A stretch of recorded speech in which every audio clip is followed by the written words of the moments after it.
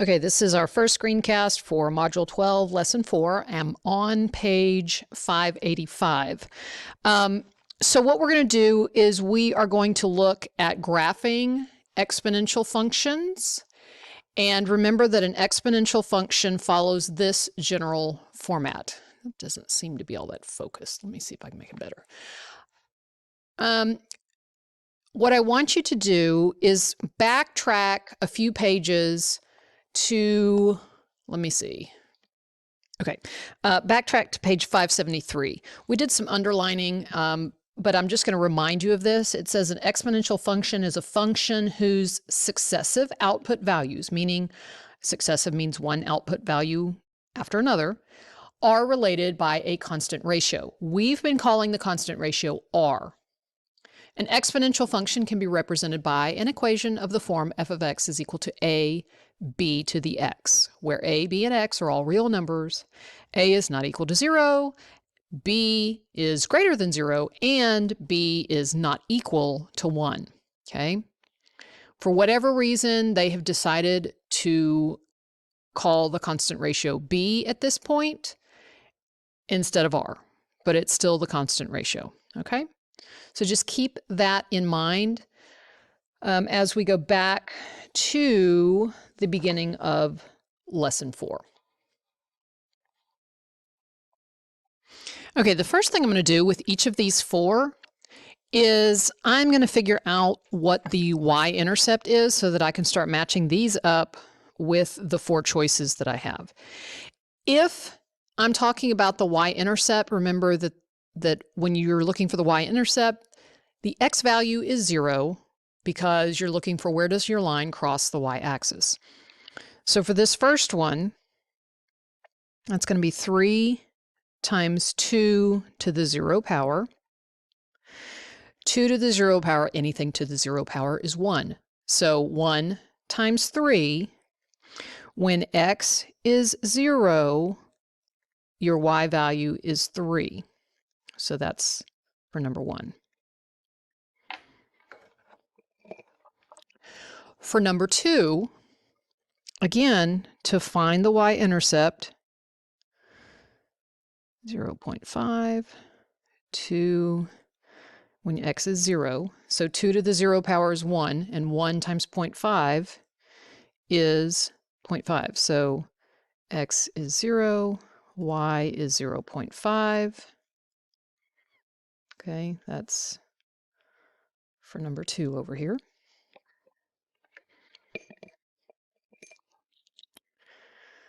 All right, this one, finding the y-intercept, that's going to be 3 times 0.5 raised to the 0 power.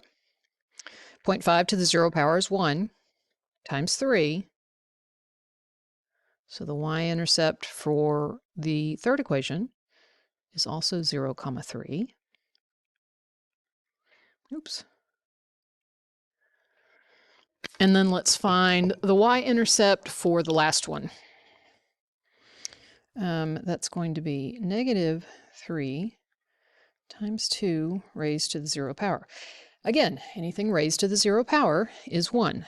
2 raised to the 0 power, that's 1 times negative 3. And the y-intercept for the fourth one is 0, negative 3. Okay? Now let's start matching these up. Okay, a little looking at my four choices. This one has to be number 4. I know that it's number 4 because my y-intercept is down here in the negative territory. Okay? My graph is going to look like this. I have, remember that it follows a, b to the x. My a value is negative 3, so my a is less than 0. My b value is greater than 1. So I'm going to get something like this when a is less than 0 and b is greater than 1. All right, the next one I'm going to do is I'm looking at this one. I can tell on these two that both of these have a y-intercept of 0, 3. So I'm going to need to sort out which one's which in just a minute. This one has a y-intercept of 0.5. So this one has to be number 2. And let's see what's going on with number 2. All right, A is greater than 0, and B is greater than 1. Okay? Okay, so the last thing I need to do is I need to figure out which one of these is number 1 and which one of these is number 3. All right, if we do a little thinking, here we have 3 times 2 to the x. When x is 0, y is 3, which is a y-intercept of 3. Okay. When x is 1, 2 to the first power is just going to be 2. 2 times 3 is 6. So my y value has gone up. When x is 2, 2 squared is 4. 4 times 3, and my y value goes up even more. Okay. So because the b is greater than 1, this is going to be one that increases and curves up. So it's got to be this one. Okay. Your a is greater than 0, and your b is greater than 1. Here, this has to be number 3. Your a is greater than 0, but your b is a decimal. So we're going to say b is greater than 0, but b is less than 1. Okay? So when you get b as a fraction or a decimal, like 0.75, 0.5, something like that, some number between 0 and 1, when you start raising it to the first, second, third, fourth power, you're going to wind up with a smaller and smaller number here. Because think about it, 0.5 to the first power is just 0.5, and 3 times 0.5 is 1.5. So when x is 1, y is 1.5. When x is 2, that's half times half, that's a fourth. 1/4 times 3 is 3/4. So when x is 2, y is only 3/4. So you see that the y values are actually decreasing as your x values increase. So this one is number 3. Okay, I'm now looking at b, and it says in all of the functions 1 through 4 above, the base b is greater than 0. Okay. Use the graphs to make a conjecture. State the domain and range of y equals ab to the x if a is greater than 0. So if a is greater than 0, we're talking about this graph, and this graph. Here, a is less than 0. So we're going to state the domain and range for these 3. Okay, here we go. Because you don't have a stated domain and range, you just kind of have to look. All right, for number 1, I can run as far as I want to in negative x territory. I can run as far as I want to in positive x territory. Now this is going to really start to shoot up, but I can still go further and further into positive x territory. Here, I can keep going into positive x territory. I can keep going into negative x territory. Here, I can keep going into negative x territory, keep going into positive x territory. So my set of x values is all real numbers. Or I can say x is less than infinity. That's a little sideways looking 8. And greater than negative infinity. Okay? Which is the same basically as saying all real numbers. Okay? Now let's look at our range, our set of y values. In all 3 of these, I have no y values below the x-axis. In other words, I have no negative y values. So my set of y values, y is always going to be greater than 0. And if y'all remember from the previous lesson, I talked to you about what an asymptote was, and it's that line that your curve gets closer and closer and closer to, but never actually crosses or hits. And here, your asymptote is the x-axis. In other words, your asymptote is y equals 0. So you're going to get closer and closer and closer to 0, but you're never actually going to get it. But on all three of these graphs, all of your y values are positive. So your range is anything greater than 0. All right, let's look at C. It says in all the functions 1 through 4 above, the base is greater than 0.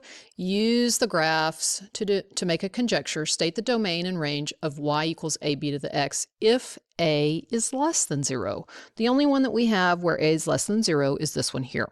Okay. Well, let's talk about domain and range again. Remember that domain is your set of x values, range is your set of y values. All right, on this graph here, I can run as far as I want to into negative territory for my x. I can run as far as I want to into positive territory for my x values, even though it curves down and my y values get very small very quickly. But I can run either way as far as I want to with my x values. So my domain, again, is all real numbers.